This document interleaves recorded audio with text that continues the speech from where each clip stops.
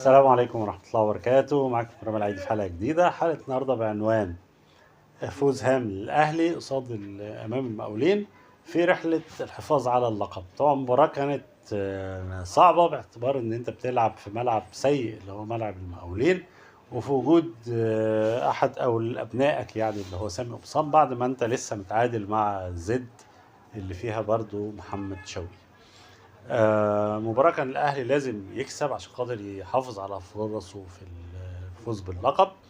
مباراة يمكن الأهلي ابتدى بشوبير في حراسة المرمى، في الدفاع كريم فؤاد وياسر إبراهيم وهادي رياض وبالعمري، في الوسط أليو ديانج ومروان عطية وإمام عاشور، قدام زيزو وتريزيجيه ومروان وتاكا. مباراة يمكن يعني الأهلي ابتدى المباراة بمحاولة ضغط على المقاولين. يمكن المقاولين هو اللي تراجع، يعني بعكس زد اللي كان ضاغط على الأهلي كان ماسك الكرة بشكل كبير جدا، حتى إن في الشوط ده وصل لحاجة و70 72 تقريبا أو حاجة كده، أو 74 قصاد 28 أو 26 للمقاولين. للأسف في أول مباراة حصل إصابة لكريم فؤاد في كرة بدون أي تدخل من حد، لكن واضح إنها تأثر بأرضية سيئة للملعب. نزل مكانه احمد عيد ده في اول ربع ساعه من المباراه. يمكن في الدقيقه 35، ويمكن دي كانت كانت اول فرصه يعني الاهلي في المباراه. كوره من الرائع يوسف بالعمري، ضم لجوه بدل ما هو على الطرف، ضم لقلب الملعب، فخلق مساحه في ظهره طبعا اتحرك فيها امام عاشور. فحصلت هنا ثغره بين الباك اليمين اللي هو حسن شاكوش والوينج اليمين احمد نادر حواش، اللي قدر يستغلها. يعني هو لم ودخل جوه، راح مباصي على طول من بين الاثنين دول كرة امام عاشور، حاول شاكوش يجيبها، عدت منه، فامام عاشور لقى نفسه جوه ال 18 وعلى حدود خط المرمى يعني. لف جسمه الملعب ولعب كرة كروس رائع، يعني مسافة قريبة جدا، لعبها في قلب الستة ياردة، في كرة عالية على الحارس ان هو يتعامل معاها بالصعود. وكان تحرك رائع من تريزيجيه اللي فيه يعني موهبة كهداف، يعني انه قدر ينط ويلعب الكرة ووقف في الهواء وحطها بعكس اتجاه الحارس في الزاوية الثانية. الكرة اعتقد ان يعني يمكن ما فيش مهاجم كان ممكن يعملها غير بقى متعب وفلافيو، يعني ما فيش مهاجم الاهلي كان ممكن يعملها في الفتره الاخيره، يعني مهاجمين اللي جم الاهلي في الوقت اللي اوتاكا اتحرك تحرك غريب جدا، يعني ضم على العارضه قريبه، ما اعرفش كان مستني ايه، يعني كره من مسافه قريبه جدا ان امام عاشور يلعبها له، وحتى لو لعبها له كان هيعمل فيها ايه، يعني ما كانش ممكن يستفاد بيها. ده كان الهدف الاول طبعا الاهلي. بعد كده المقاولين بدا يحاول يضغط شويه في اخر الشوط الاولاني، واستمر الكلام ده في الشوط الثاني. ومن ضغط المقاولين ده، المقاولين قدر في اول الشوط الثاني يحرز هدف عن طريق احمد هيبه التونسي، لكن بالرجوع للفار طلعت الكره اوفسايد.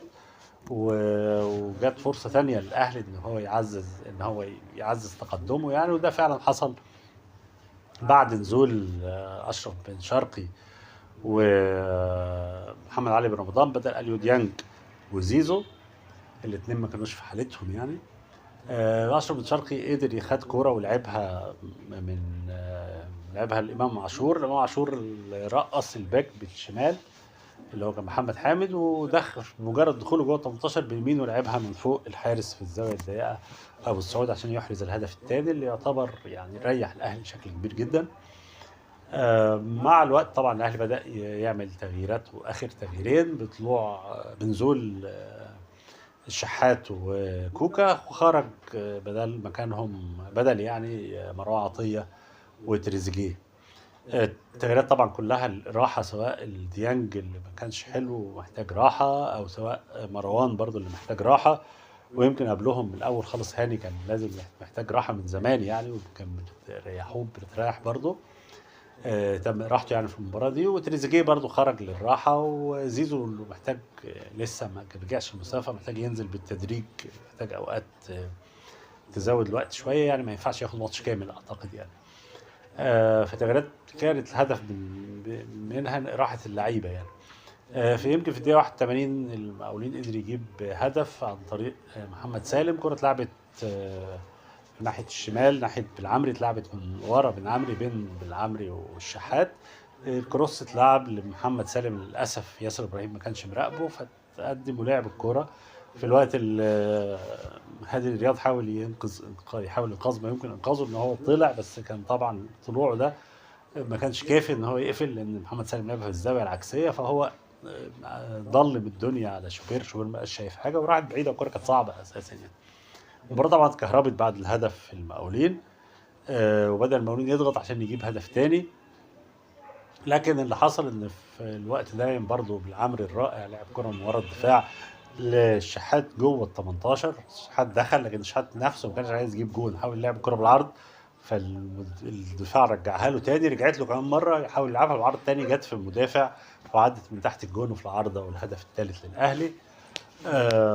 هدف قتل المباراه طبعا، ويمكن ده كان في الوقت الضايع في الدقيقه الرابعه تقريبا، الوقت الضايع اللي الحكم كان حسب 9 دقائق، وللاسف في الدقيقه التاسعه بسذاجه شديده جدا من المدافع الوسط، المدافع الهاف ديفندر بتاع المقاولين، اسمه مش فاكر اسمه ايه، جمال، اللي كان بيلعب في الحدود قبل كده، شنكل اشرف بن شرقي، فطبعا اتطرد في الدقيقه التاسعه من الوقت الضايع. كوره كانت طبعا، كان اشرف بن شرقي كان داخل هو والثلاثه تانيين من الاهلي، او كانوا ثلاثه انفراد على الجون، فكان طبيعي انه يطرد، بس هو ما عرفش الفايده ايه يعني. كانت تفرق بالنسبه له 4-1 من 3-1، هو بس خسر فرقته انه هيلعب ماتشين من طرد مباشر، الماتشين القادمين هيلعب المقاولين بدون هاف ديفندر يعني.